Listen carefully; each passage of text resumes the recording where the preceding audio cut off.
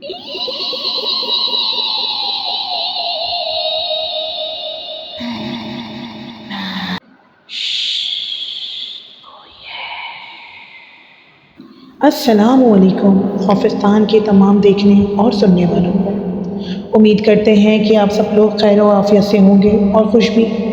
आज आपको एक ऐसे पकोड़ा बेचने वाली औरत की दास्तान सुनाने जा रही हूँ जो शायद सुनकर आप चौंक भी जाएंगे और थोड़ा खौफ में मुब्तला भी हो जाएंगे। ये कहानी हमसे शेयर करते हैं अहमद, जो कि ज़रीना के बेटे हैं। गांव चक बहावलपुर के किनारे एक बोसीदा छप्पर में ज़रीना नामी औरत रहती थी। शौहर का इंतकाल हो चुका था और एक छोटा बेटा अहमद, जो कि 15 साल का था और इसकी उम्मीद था। रोज़ाना शाम को वो लकड़ी के चूल्हे पर पकौड़े तलती और गांव के चौक पर रेड़ी लगाकर बेचती। इसके पकौड़े मशहूर थे, लेकिन हैरत की बात ये थी कि ज़रीना के पास कभी आटा, दाल या तेल ख़त्म नहीं होता था। गांव वाले अक्सर हैरान रहते थे, अरे ज़रीना, तू तो गरीब है, फिर भी तेरा सामान कभी ख़त्म क्यों नहीं होता? हमने तो काफ़ी दफ़ा तुझे देखा है कि तू रोज़ाना ही पकौड़े बेचती है। किस किराने की दुकान से सामान लेकर आती है? कभी हमने तुझे किसी किराने की दुकान पर जाते हुए नहीं देखा। तो ज़रीना हमेशा बताती है कि मैं झूठ बोल दिया करती थी और मुस्कुरा देती थी कि सब अल्लाह की मर्ज़ी है। मैं जाती हूँ और कभी नहीं भी जाती तो मेरा बेटा या मेरे भाई मुझे आकर सामान दिए जाते हैं।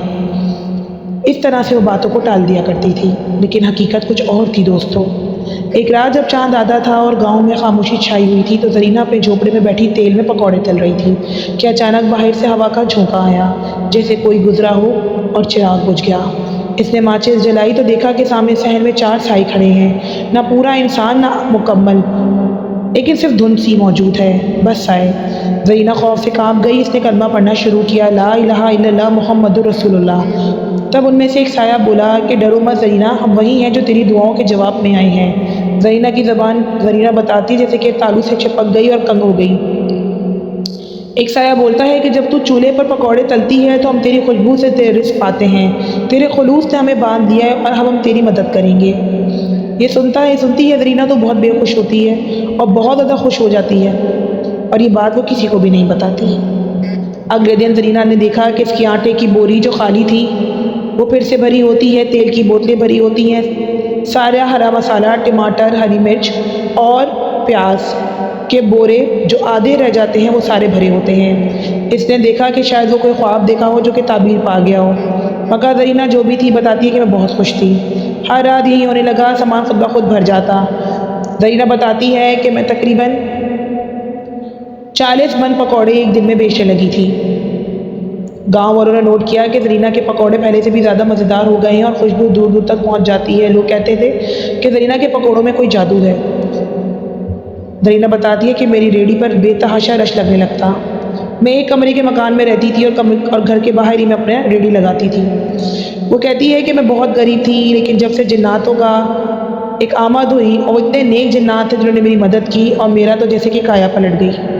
वो बताती है कि मैं इस कदर अमीर होती चली गई कि मुझे खुद भी नहीं इल्म हुआ, लेकिन लोगों को शायद ये बातें खटकने लग गई, क्योंकि ज़रीना की तो मेहनत थी, लेकिन असल का जादू उन जिन्नात का था जो रातों रात आकर इसके पास तमाम चीज़ें रख जाते थे, और यहाँ तक कि बहुत सारा सामान का अमीज़ा भी मिलाकर रख जाते थे, जो कि ज़रीना तलती रहती, लेकिन वो कभी ख़त्म ही नहीं होता और ज़रीना उसे ढक कर रखती।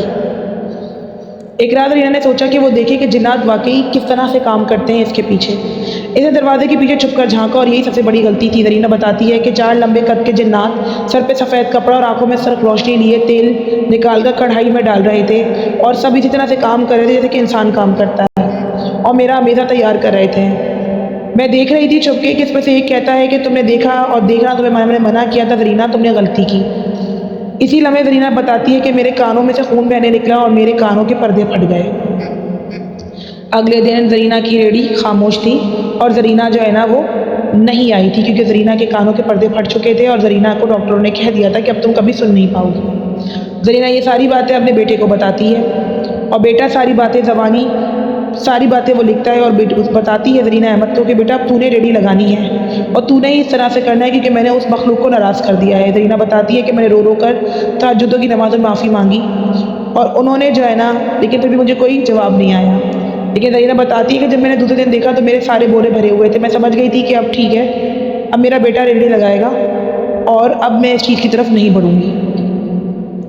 زرینہ بتاتی ہے کہ آج تک ریڑھی میرا بیٹا لگاتا ہے پکوڑوں کی، اسی طرح سے ہمارا سارا سامان بھرا رہتا ہے۔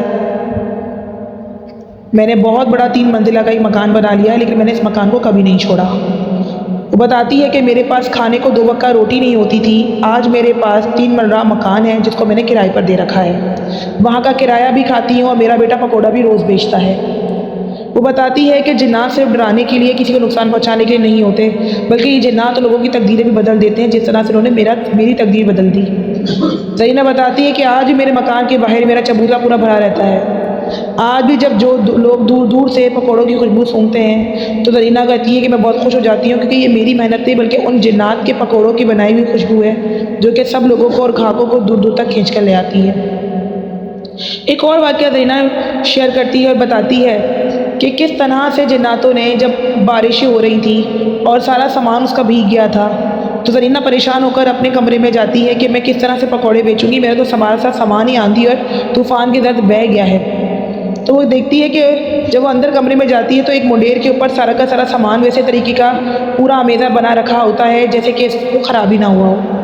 زرینہ بتاتی ہے کہ وہ لے کر آتی ہے اور پھر سب کو پکوڑے تل تل کر دیتی ہے، وہ ساری رات سارا دن تک وہ سارا امیزہ بھرا رہتا ہے، وہ امیزہ کبھی ختم ہی نہیں ہوتا، اور آج تک وہ اسی امیزے سے سب لوگوں کو پکوڑے تل تل کر دیتی ہے جو کہ کبھی ختم ہی نہیں ہوتا اور خود بھی کھاتی ہے۔ زرینہ بتاتی ہے کہ یہ وہ تمام واقعات ہیں جو کہ جنات کی مدد سے